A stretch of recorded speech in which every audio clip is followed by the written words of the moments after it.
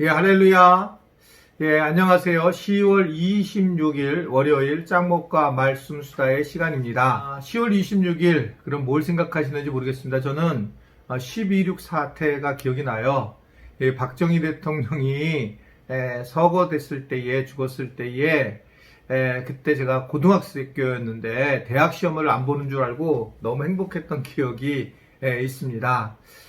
오늘부터는 저녁에 우리 특별 새벽 기도를 대신해서 우리 특별 저녁 집회가 있는데요. 저녁 집회 8시에 꼭 많이 참석해 주셔서 함께 은혜 나누셨으면 좋겠고요. 또 한 주간 우리가 말씀 수다뿐만 아니라 저녁에도 말씀 안에 거해서 올 한 해 굉장히 어려운 시기였는데 추수감사절 도리어 이럴 때 감사할 수 있는 그런 기회가 되었으면 좋겠습니다. 오늘 우리에게 주시는 하나님의 말씀은 시편 44편 9절부터 16절의 말씀인데요. 하나님 말씀을 보시겠습니다. 그러나 이제는 주께서 우리를 버려 욕을 당하게 하시고 우리 군대와 함께 나아가지 아니하시나이다. 주께서 우리를 대적들에게서 돌아서게 하시니 우리를 미워하는 자가 자기를 위하여 탈취하였나이다. 주께서 우리를 잡아먹힐 양처럼 그들에게 넘겨주시고 여러 민족 중에 우리를 흩으셨나이다.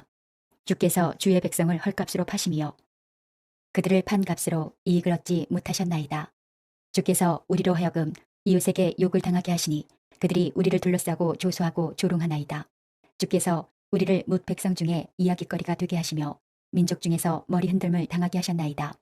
나의 능욕이 종일 내 앞에 있으며 수치가 내 얼굴을 덮었으니 나를 비방하고 욕하는 소리 때문이요 나의 원수와 나의 복수자 때문이니이다.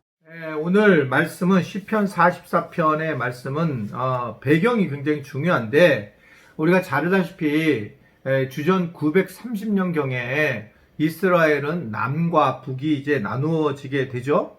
그랬을 때에 결국은 이 나눠지는 과정 속에서 북이스라엘과 남유다가 586년 또는 7년이라고 하는데 그때 결국 남유다가 멸망을 하고 또 722년에 북이스라엘이 이제 멸망을 하게 됩니다. 그때 북이스라엘을 멸망한 지 8년 후 아시리아라고 하는 아수르가 새롭게 구대를 정비해 가지고 남쪽에 있는 유다를 침공을 하게 되는 장면이 나옵니다. 이때 왕이 히스기야라고 하는 왕이었고요.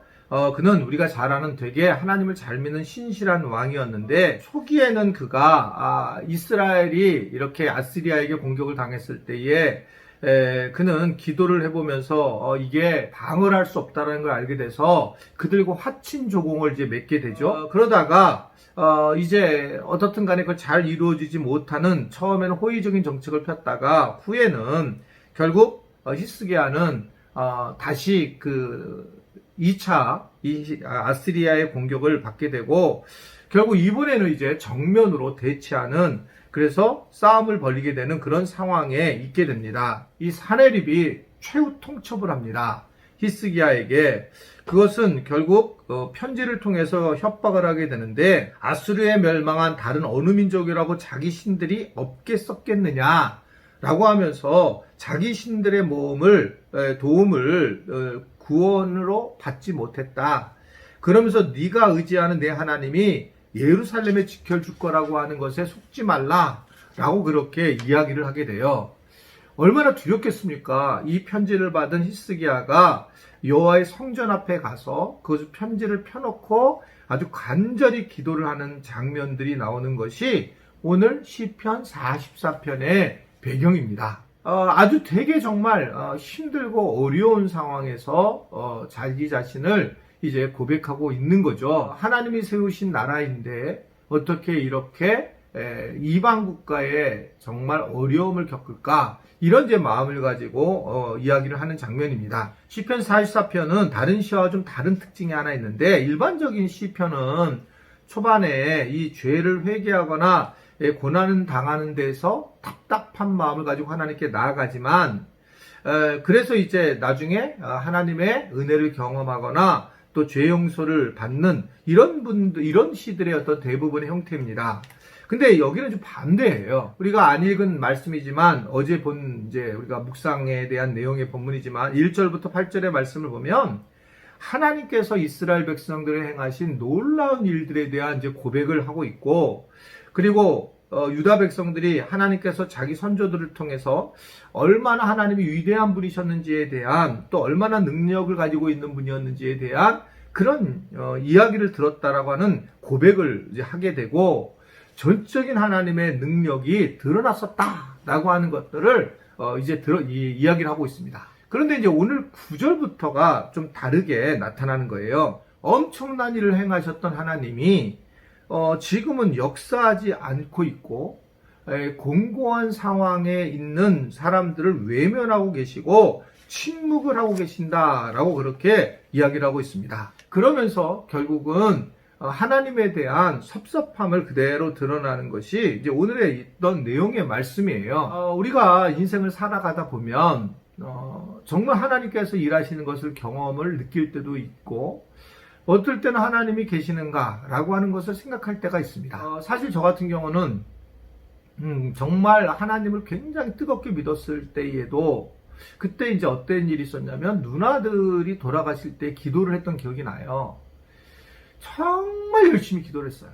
정말. 그리고 누님들이 다른 그 병들고 귀신 들린 사람들을 고쳐주셨던 분들이었기 때문에, 기도의 사람들이었기 때문에 하나님의 입장에서 손해를 본다고 생각했기 때문에 당연히 저는 하나님 고쳐주신다고 생각했는데 하나님 그렇지 않으셨던 거예요. 그리고 한번 말씀드린 것처럼 세월호 사건 때에 세월호에 대해서 제가 이 자리에서 바로 눈물을 흘리면서 엄청나게 기도를 했어요. 그 영상을 보면서. 근데 그 실시간을 보면서 기도했을 때에 하나님이 들어주시지 않는 것을 보았습니다. 그때 제 마음은 어떤 마음이냐면 하나님이 안 계신가 보다, 침묵하시는가 보다, 이러면서 정말 마음이 상했었어요. 그러면서 이러한 과정을 겪고 나면서 어떻게 알기 시작을 했냐면, 이런 것조차 내가 하나님에 대해서 알 수가 없고 하나님이 하시는 일에 대해서 내가 내 뜻대로 기도의 응답을 받는 것은 결국 내가 하나님이 되는구나라는 것을 처음에는 전혀 몰랐죠. 시간이 지남에 따라서 경험적으로 제가 하나님을 만나게 되면서부터 내 뜻대로 되는 것이 아니구나라는 걸 알게 된 거죠. 그러면서 이제 하나님을 이해하기 시작을 한 거예요. 내 뜻대로 내가 원하는 기도가 아니고 내가 원하는 목회가 아니라 하나님이 원하시는 방향, 하나님이 원하시는 목회로 가야 되는구나. 사실은 내가 원하는 대로 잘 되지 않습니다.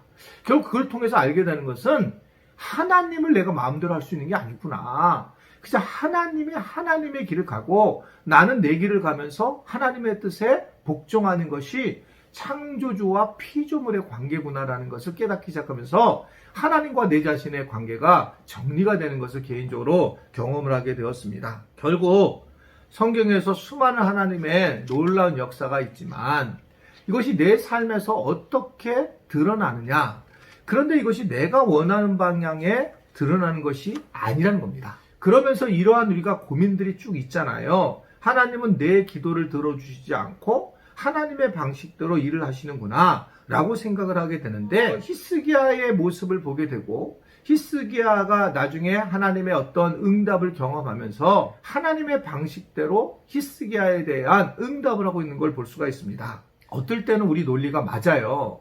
어떻게 세월호에 있는 아이들을, 불쌍한 아이들 하나님 구원하시지 않을까? 그러니 우리의 기도를 들어주시는 것이 너무 당연하다. 어떻게 보면 히스기야가 기도를 하는데 하나님 지금 하나님을 안 믿는 아시리아 군대가 조롱하고 비웃고 그래서 우리를 이렇게 공격하고 있는데 하나님 당연히 들어주셔야죠 라고 생각하고 기도를 했죠. 근데 하나님은 그런 분이 아니세요.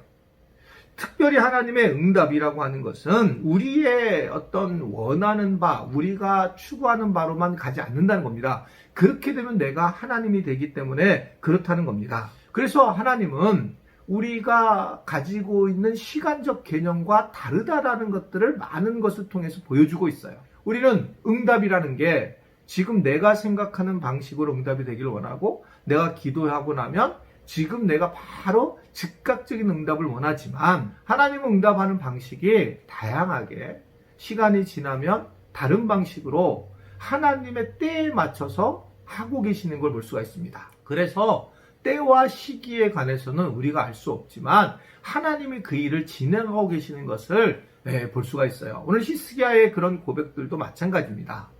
지금 비록 이 예루살렘이 망하고 멸망될 것처럼 보이고 그렇지만 하나님의 방식대로 일을 하고 있는데, 그런데 히스기야의 기도가 어떻든 간에 하나님께서 이루어 주신다라고 하는 것들을 엿볼 수가 있는 겁니다. 우리가 가장 어려운 부분은 이 신앙생활을 오래 하면 할수록 하나님과 가까워지는 것을 잊어버린다는 것입니다. 정말 하나님을 마지막까지 하나님을 바라보고 다가가야 되는데, 결국은 우리가 하나님과의 가까움에 대해서 어디서 출발해야 되냐면 그냥 하나님은 하나님이시다라고 인정하는 거거든요.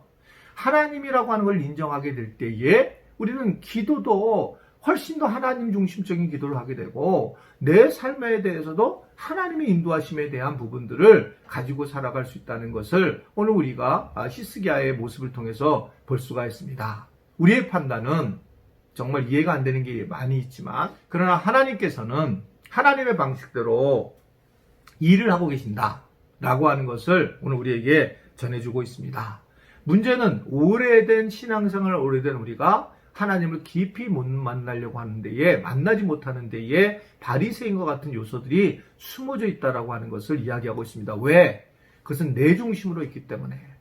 하나님 중심으로 바라보고 하나님께서 말씀하시고 하나님께서 응답하실 거라고 하는 것을 기억한다면 우리는 여전히 기도자로, 여전히 하나님 앞에 또 친밀한 자로, 하나님을 찬양하는 자로 쓸 수 있다라고 하는 것을 볼 수가 있어요. 내 뜻 안에서 하나님을 행하는 것이 아니라 하나님의 뜻 안에서 내가 복종하는 것이 믿음의 삶이라는 걸 기억하고, 오늘 하루도 주님의 뜻 안에서 살아갈 수 있는 우리 지체들이 될 수 있게 되기를 주님의 이름으로 축원해 드립니다. 기도하시겠습니다. 하나님 아버지, 이번 주 돌아오는 주는 추수감사 주일이지만 우리 삶 자체가 지금 감사할 것이 없는 그런 코로나19로 어려움을 겪고 있는 것이 현실이지만, 이런 과정 속에서 그럼에도 불구하고 그래도 감사할 수 있는 우리 모든 지체들이 될 수 있도록 하나님 도와주시기를 간절히 바라옵고 원합니다.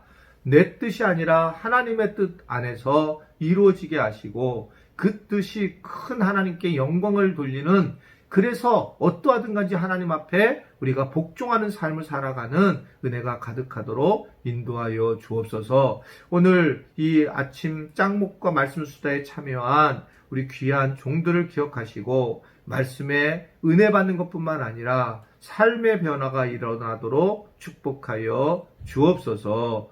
예수님의 이름으로 기도드리옵나이다. 아멘.